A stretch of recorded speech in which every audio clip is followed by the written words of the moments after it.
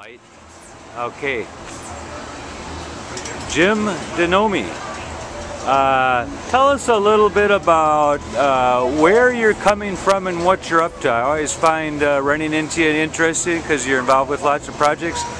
Tell me about where you're from, tribe, locate, that kind of stuff, where you're residing now. What's your latest project?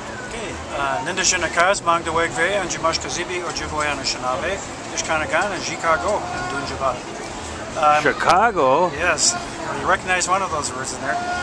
Yeah, I'm Bad River, Chippewa. I'm an urban member. I lived in Milwaukee most of my life, but now I live in the Chicago area. And probably the biggest thing that I'm working on right now is our ongoing radio show called Voices from the Circle, Native American Radio. And we present our urban Indian radio viewpoint to the world on Native Voice One, the Native American radio service. Tell me, it's on Native Voice One. If you're not familiar with radio, how do you go about finding Native Voice One or someplace where they could listen to this? Yeah, you can go on to NV1. Just go to www.nv1, the number one, not O-N-E, nv1.org. It'll take you to our webpage, and that's a site that will give you Indian radio 24 hours a day, 7 days a week, and everything from powwows to call-in shows to our show, Voices from the Circle. How long have you been doing that? We're just entering our 14th year. We began on Sunday night in Milwaukee with a half-hour show at a time slot that not even our aunties would listen to. And then we expanded to an hour, and we moved to Sunday mornings, and then we got onto the Eros Network and then the Native Voice One Network. What was your most interesting radio program that you can remember? There's probably a couple, but tell me about one or two of them off the top of your head that you found most intriguing or interesting over the years. Probably the one where we taped all of the potential candidates for a presidential election, and one of which was interviewing Winona LaDuke as a vice presidential candidate along with Ralph Nader. And I seem to remember someone from north of Highway 29 that was a campaign manager. I have a few memories about that too, so we'll see if it's the same person. But it was a real strong interview. It was really good to have a powerful Indian woman giving her viewpoints and just her concepts about what that position should be like. And I think that was the value of it, just to show, it's just not another guy running for an office, and she had some really definite points about that. And at least with some real tribal underpinnings. I thought that was a very valuable interview. Politicians kind of are like politicians at a time. There's unique ones, and of course Chicago turns the most out, but having a native Anishinaabe running was really out of the ordinary. It was. Everyone was so proud of her, and just really looked up to her and really thought that was quite a great accomplishment. What are you working on nowadays? Where are your projects going? One of them is very important because I think that we have good quality Native American television programming in the United States, but there's just not enough of it.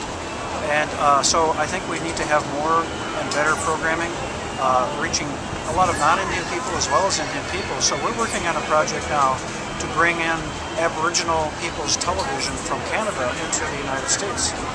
And they have wonderful programming, a wide variety of tribal backgrounds and perspectives, both not only from a historical standpoint, but from a contemporary Indian standpoint. So I think that's what we're working on right now. Canada seems to always been a little bit ahead of the U.S. in terms of communications. And Aboriginal Public Television Network certainly represents this jump from just regular videos and so forth into a television standard. Here in the United States, I think, as you said, we've got a lot of content providers, but there's no network. Is that what you're aiming to bring together? Yeah, I live in an extremely ethnically diverse neighborhood. We have Filipinos, Jamaicans, Italian Americans, Native Americans, etc. And all of those different groups of people all have a channel that they can go to on their cable system. You can get Filipino television, Chinese television, Spanish television, etc. Gee, no Native American channel. Why is this? Native American history is not devoid of Native Americans. It's just taught that way and just presented that way. And we would like to turn those tables so that people say, oh, Jim and Barb down the street, those guys are Native people, but this is what they come from. This is their background. This is how they think. This is what we're trying to accomplish. Do you see the Aboriginal Public Television Network as coming in on a cable channel, or is there something more extensive, a network of cable channels? Because again, bringing bringing APTN to a particular carrier here in the U.S. might still mean that you're only getting it to a portion of the Native community. Well, that's why we're putting together an advisory panel of people who are both culturally adept and technologically adept so that we can see what's coming down the road. You know, there's technology like this camera you're using here right now wouldn't have existed a few years ago. We don't know what kind of technology is going to exist 5 years from now, so we need to get ahead of the curve on that one. And we also need to get to a point where we can maybe have more than just one channel, maybe more than one offering. As you know, right now, the networks themselves are fighting for supremacy with the cable networks because of content. And the cables seem to be winning right now. Who knows what will happen, but it's the free market type at work. And I'd like to see us get in that mix. I'd like to have our product being part of what's being fought for. Certainly changing technology and changing capabilities, and are Native people going to be on the forefront of this time? Well, that's the idea with our effort. It's definitely going to be Native oriented, and that's what we're working on through the networks that we already have established, and maybe development of even new empowering. I don't want to carry this torch until I walk onto the other side. I'd like to be able to turn around and pass it to someone, some young whippersnapper who can carry that thing forward and take it onto the new technology and have more and more and more. I'll be like Agent Smith from the Vortex. I want more. It's interesting. We're on the midway of Indian summer, and for some reason I seem to remember seeing you here from the very beginning. Yes. Tell me a little bit about what you enjoy about Indian summer. Well, having been on the board of directors for the first 8 years was the growth of the festival itself. There was a general attitude, it's like, well, it's just this little ethnic festival, and it's kind of fun, but what's happened now is become the largest Native American cultural festival in the country. And I think many of the non-Native people who come, the Native people expect this, but the non-Native people who come it's almost universal. Everybody says, I just love the atmosphere. It's the attitude. It's just not people doing clock dancing.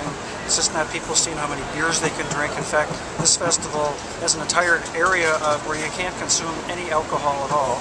And so I'm real proud of the growth. It's staying power.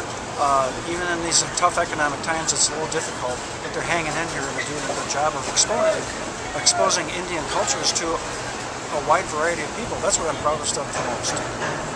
Jim, thanks for joining with us for a few minutes on IndianCountryTV.com. Indian Summerfest is being brought to you by the Sequoia Research Center, La Coudray Band of Lake Superior, Ojibwe, Menominee Casino and Resort, the Great Lakes Indian Fish and Wildlife Commission, the College of Menominee Nation, La Coudray Ojibwe Schools, Taylor Woodstone of Bloomington, Minnesota, the LCO Community College, the LCO Health Center, and Native Design by Dick Mendikowski.